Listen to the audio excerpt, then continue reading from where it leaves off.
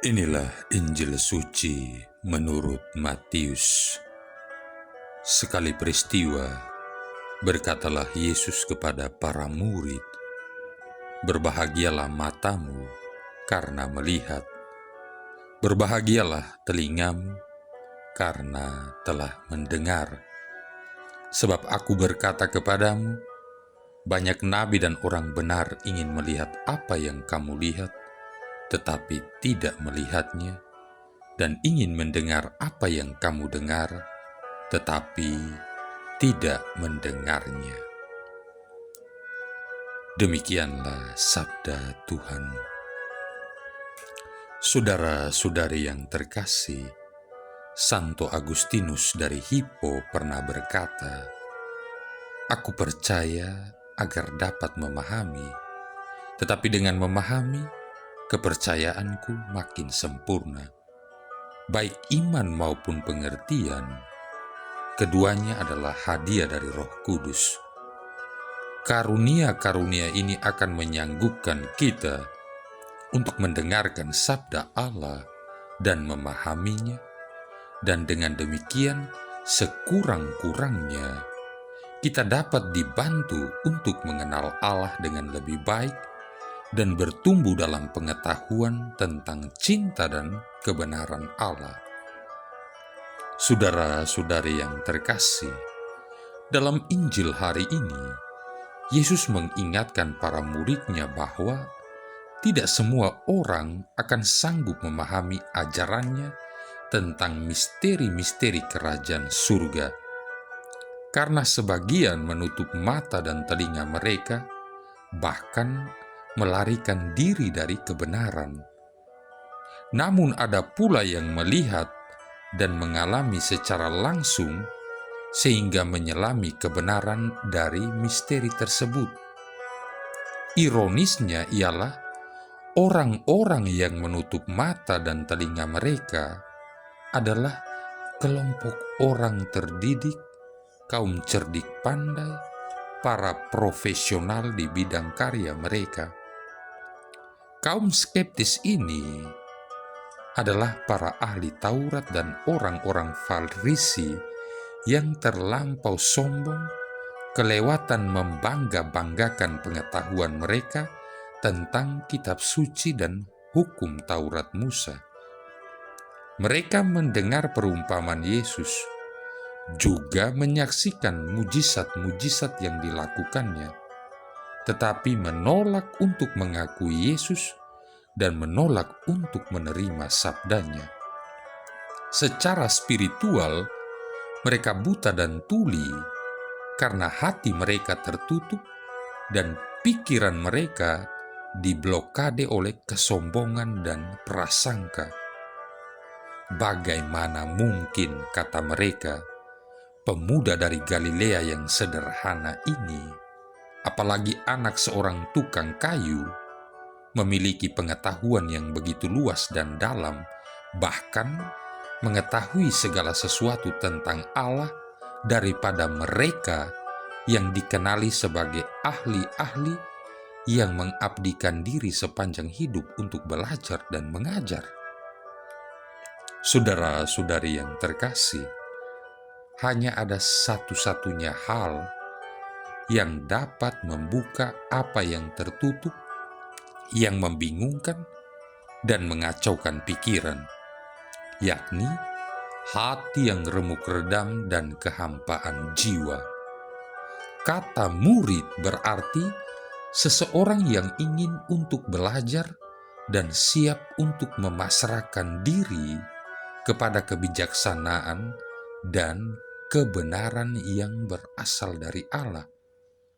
Mazmur 119 mengungkapkan kegembiraan dan sukacita seorang murid yang mencintai sabda Allah dan yang berpegang teguh pada sabda Allah dengan iman dan ketaatan. "Betapa ku cintai Tauratmu, aku merenungkannya sepanjang hari.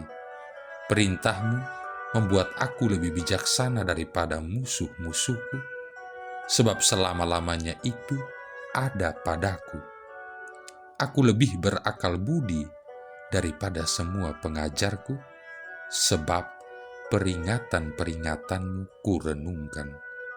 Mazmur 119, 97-99. Saudara-saudari yang terkasih, Allah hanya menampakkan misteri-misteri kerajaannya kepada orang yang rendah hati dan percaya, yang selalu merindukan Allah dan kebenarannya. Perumpamaan Yesus akan menerangi kita jika kita mendekatinya dengan keterbukaan hati dan pikiran, serta siap membiarkan perumpamaan-perumpamaan itu menantang kita. Jika kita mendekati sabda Allah dengan sikap acuh tak acuh, skeptis dan tidak percaya, maka kita juga tergolong orang yang punya hati tetapi tidak memahami dan tidak menerima. Sabda Allah hanya dapat berakar dalam sebuah hati yang terbuka dan siap untuk percaya dan memiliki kehendak untuk menghayatinya.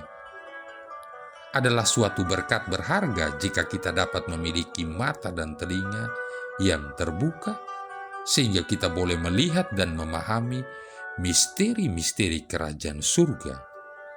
Semoga Allah membantu kita untuk menjadi terbuka dan siap menerima sabda kehidupan yang diberikan kepada kita dengan cuma-cuma, sehingga kita akhirnya boleh tinggal dalam kerajaan itu dengan saudara dan saudari kita. Saudara-saudari yang terkasih, pada hari ini juga Gereja Katolik sejagat merayakan peringatan Santo Yoakim dan Santa Ana, orang tua Santa Perawan Maria. Santa Ana dan Santo Yoakim adalah orang tua kandung Santa Perawan Maria, Bunda Yesus, Putra Allah. Keduanya dikenal sebagai keturunan Raja Daud yang setia menjalankan kewajiban agamanya serta dengan ikhlas mengasihi dan mengabdi Allah dengan sesamanya.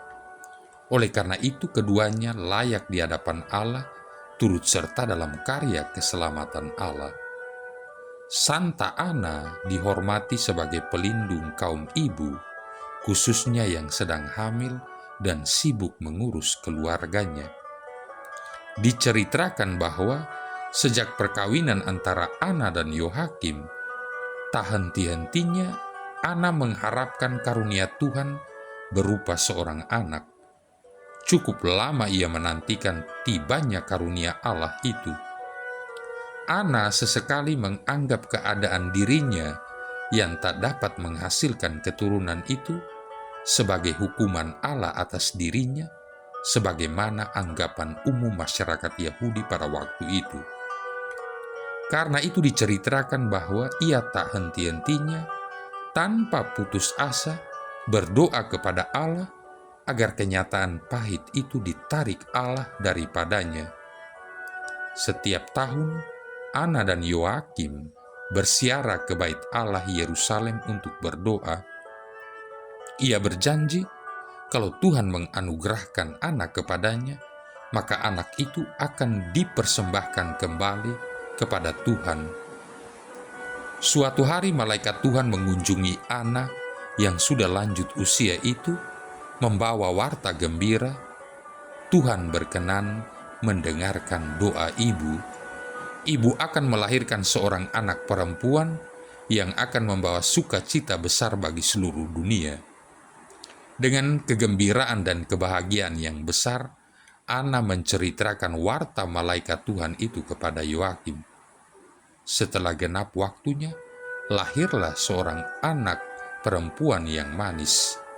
Bayi ini diberi nama Maria, yang kelak akan mengandung putra Allah Yesus Kristus, Sang Juru Selamat dunia.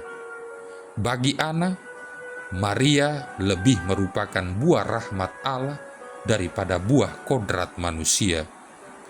Kelahiran Maria menyemarakan dan menyucikan kehidupan keluarganya. Orang-orang Yunani mendirikan sebuah basilika khusus di Konstantinopel pada tahun 550 untuk menghormati Santa Ana.